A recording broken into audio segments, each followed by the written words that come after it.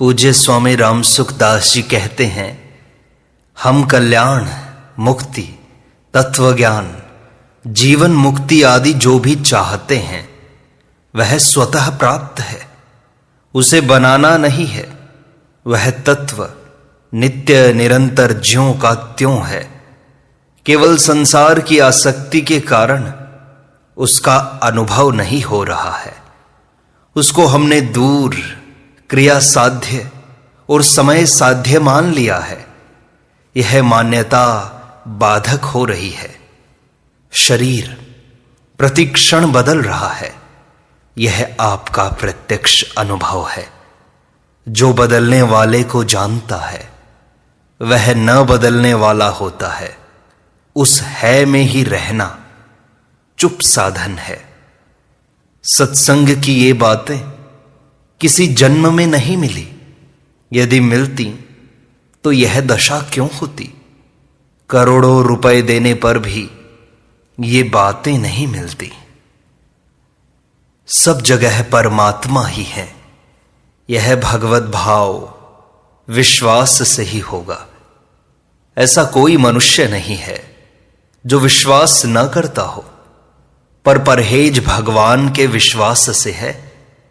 संसार पर विश्वास करते हैं और धोखा खाते हैं। साधुओं पर विश्वास करते हैं और धोखा खाते हैं। करने और होने का विभाग अलग अलग है। करने में सावधान और होने में प्रसन्न, यह बहुत बढ़िया मंत्र है। हर एक परिस्थिति में भगवान की कृपा को देखो, कृपा को ढूंढो, खोज करो। कृपा न दिखाई दे तो भी मान लो। विश्वास करने से कृपा का अनुभव होगा। पुरुष मात्र को कृष्ण और स्त्री मात्र को राधा मानकर नमस्कार करो। जड़ चेतन सबको दंडवत प्रणाम करो। न करो तो हाथ से नमस्कार करो। स्त्री पुरुष, गधा, कुत्ता, कंकड़, पत्थर, मकान, वृक्ष आदि जो दिखाई दे उसे नमस्कार करना शुरू कर दो। जैसे मकान में रहते हुए भी हम मकान से अलग हैं, ऐसे ही हम शरीर में रहते हुए भी शरीर से अलग हैं। फर्क यह है कि मकान से हम अलग होते हैं, पर शरीर हमारे से अलग हो रहा है। प्रतिक्षण जा रहा है। शरीर हमारे से अलग है। यह जान लेने पर भोगों में, रुपयों में आकर्षण नहीं होगा। भूख प्यास प्राणों की, शोक मोह मन का और जन्म मरण शरीर का होता है। पर आप भूल से इनको अपना मान लेते हो। ये आते जाते हैं, आप रहते हो, ये आप में नहीं है। आदर निरादर शरीर का और निंदा प्रशंसा नाम की होती है। आप इनसे अलग हैं। असत से असंग होने पर सत्संग होता है। यदि असत से असंग नहीं हुए तो कोरी बातें सीखी हैं हमने। जो परमात्मा की तरफ ले जाता है वह प्रेम होता है। जो संसार की तरफ ले जाता है वह मोह होता है। परमात्म तत्व की प्राप्ति में अंतःकरण की शुद्धि कारण नहीं है। करण शुद्ध होने से क्रिया शुद्ध होती है, कर्ता नहीं। क्रिया से अतीत विषय के लिए करण की जरूरत नहीं है। सभी कारक क्रिया में हेतु होते हैं। परमात्मा प्राप्ति में देरी का कारण जिज्ञासा की कमी है। अंतःकरण की शुद्धि अशुद्धि नहीं। संसार प्रतिक्षण जा रहा है। इसको जानने में अंतःकरण की शुद्धि की क्या आवश्यकता है। शरीर बदल गया पर मैं वही हूं।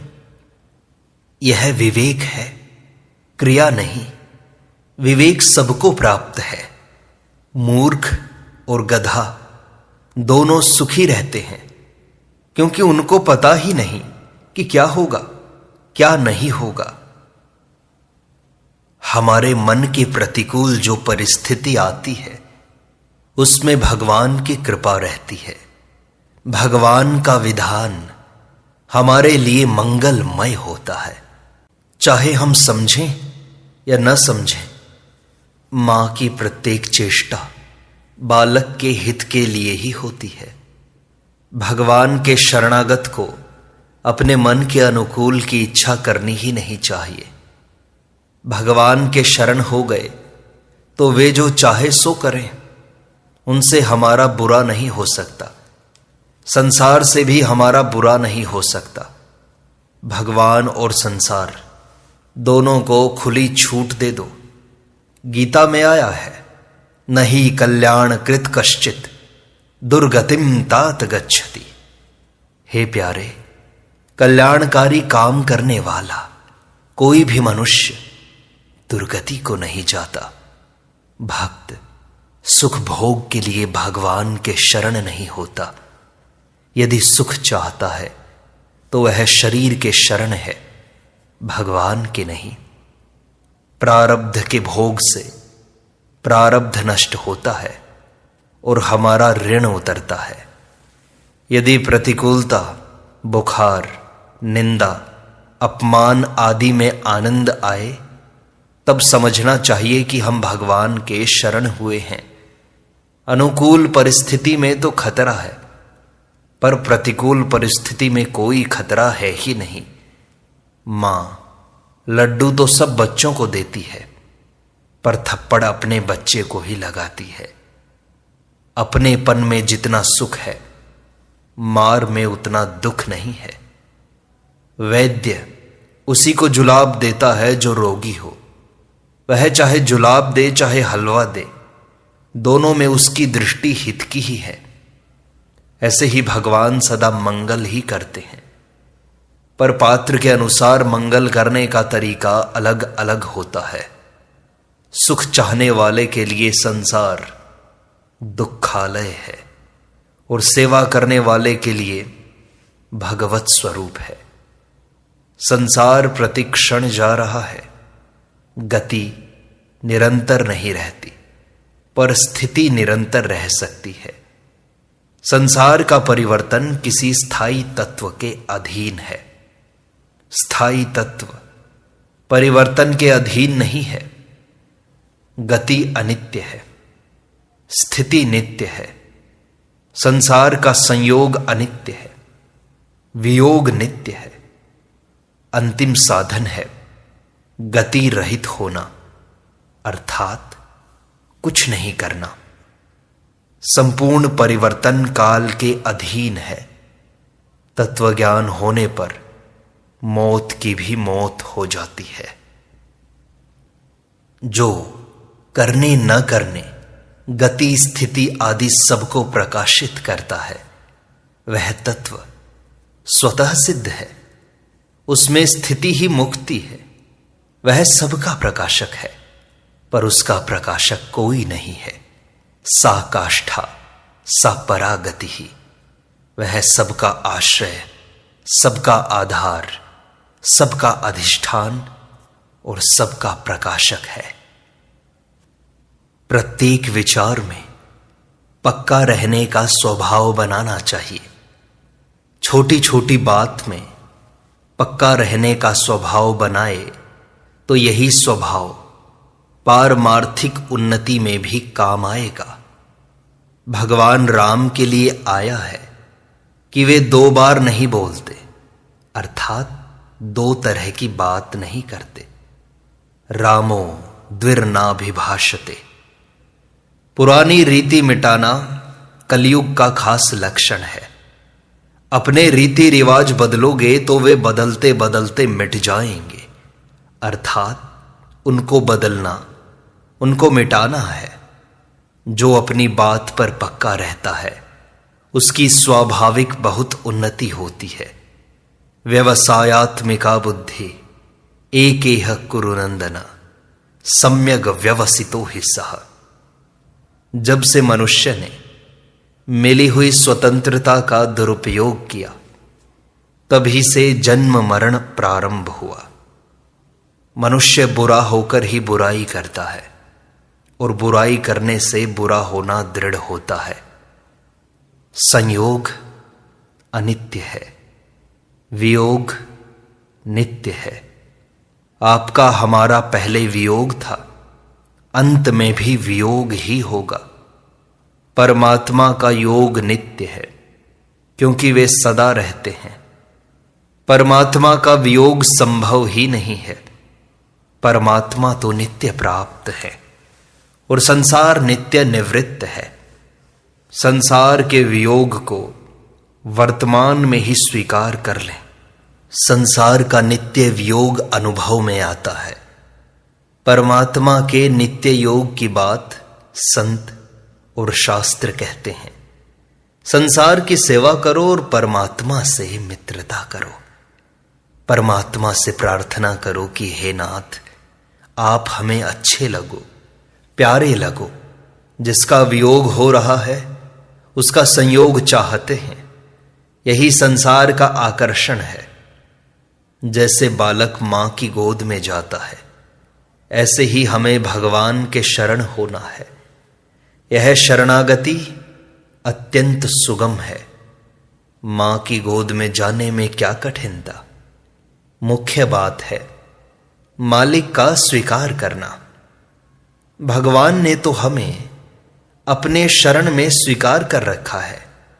सब मम प्रिय सब मम उपजाए। केवल अपनी तरफ से हमें हां करनी है, कारण कि भगवान से विमुख हम ही हुए हैं। हे नाथ, मैं आपकी शरण हूं, ऐसा कहकर शरण हो जाएं।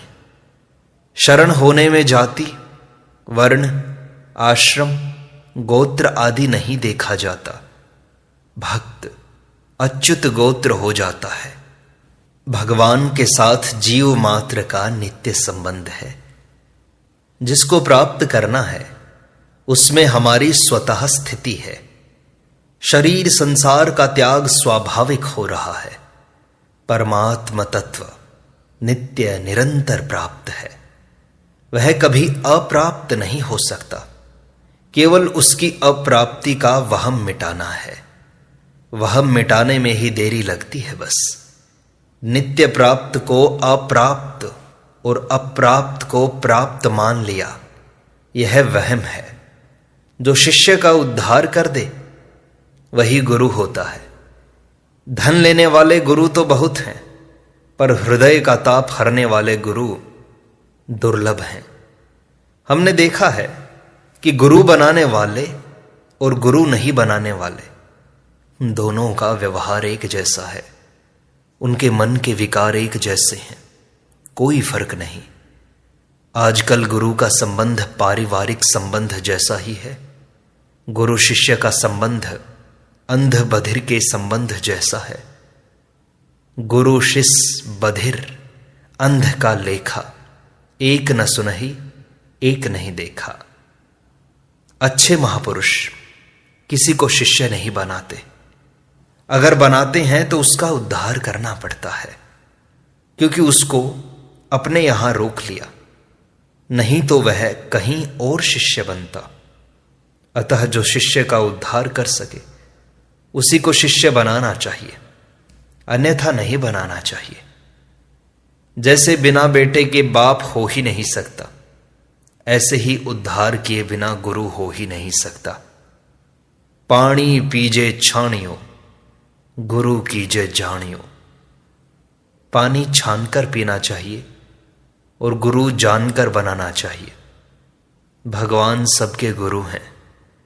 कृष्णम वंदे जगत गुरु, उनका मंत्र है गीता।